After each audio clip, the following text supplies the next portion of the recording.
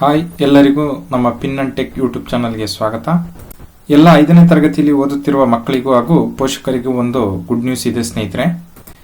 ಈಗಾಗಲೇ ಡಿಸೆಂಬರ್ 13ನೇ ತಾರೀಕಿನಂದು ನವೋದಯ ಪರೀಕ್ಷೆ ಬರೆದು ಫಲಿತಾಂಶಕ್ಕಾಗಿ ಎಲ್ಲ ಮಕ್ಕಳು ಹಾಗೆ ಪೋಷಕರು ತುದಿಗಾಲಲ್ಲಿ ಕಾಯ್ತಾ ಇದ್ದೀರಿ.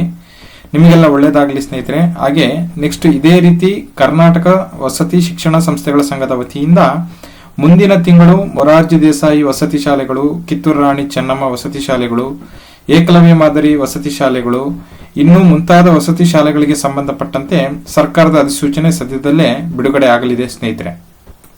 ಕಳೆದ ಬಾರಿ ಕೂಡ ಜನವರಿ 10ನೇ ತಾರೀಕಿಗೆ ಅಧಿಸೂಚನೆ ಹೊರಡಿಸಲಾಗಿತ್ತು.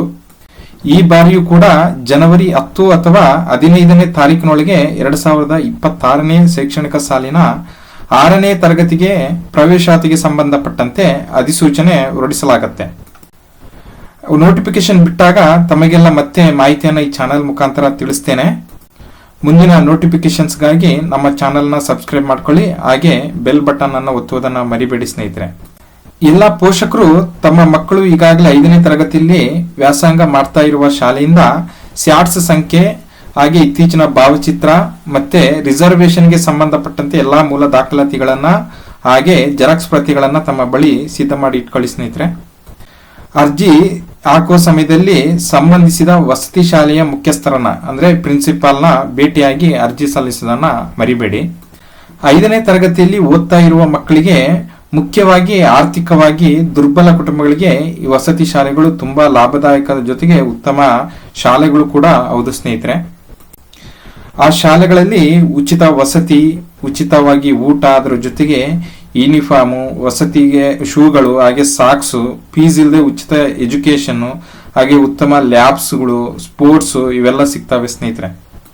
ಅದಕ್ಕಿಂತ ಮುಖ್ಯವಾಗಿ ಮಕ್ಕಳ ವ್ಯಕ್ತಿತ್ವ ಮತ್ತು ಬೌದ್ಧಿಕ ಬೆಳವಣಿಗೆ ಜೊತೆಗೆ ಜೀವನ ರೂಪಿಸಿಕೊಳ್ಳುವ ಒಂದು ಒಳ್ಳೆಯ ವಾತಾವರಣ ಕೂಡ ಈ ಶಾಲೆಗಳಲ್ಲಿ ಸಿಗ್ತವೆ.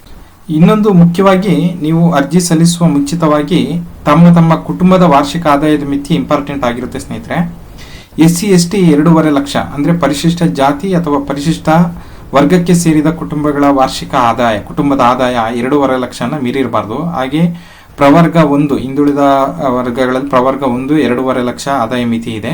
ಹಾಗೆ ಪ್ರವರ್ಗ ಹಿಂದುಳಿದ ವರ್ಗಗಳಲ್ಲಿ 2A 2B 3A 3Bಗೆ ಸಂಬಂಧಪಟ್ಟಂತೆ 1 ಲಕ್ಷ ಆದಾಯ ಮಿತಿ ಇರುತ್ತೆ ಸ್ನೇಹಿತರೆ.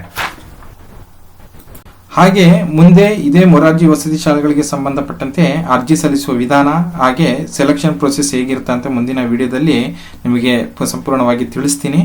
ಹಾಗೆ ಹೆಚ್ಚಿನ ಅಪ್ಡೇಟ್ಸ್ಗಾಗಿ ನಮ್ಮ ಚಾನೆಲ್ನ ನೋಡ್ತಾ ಇರಿ. ಹಾಗೆ ಸಬ್ಸ್ಕ್ರೈಬ್ ಮಾಡ್ಕೊಳ್ಳೋದನ್ನ ಮರಿಬೇಡಿ ಸ್ನೇಹಿತರೆ ಅಂತ ಹೇಳ್ತಾ ಎಲ್ಲರಿಗೂ ಧನ್ಯವಾದಗಳು.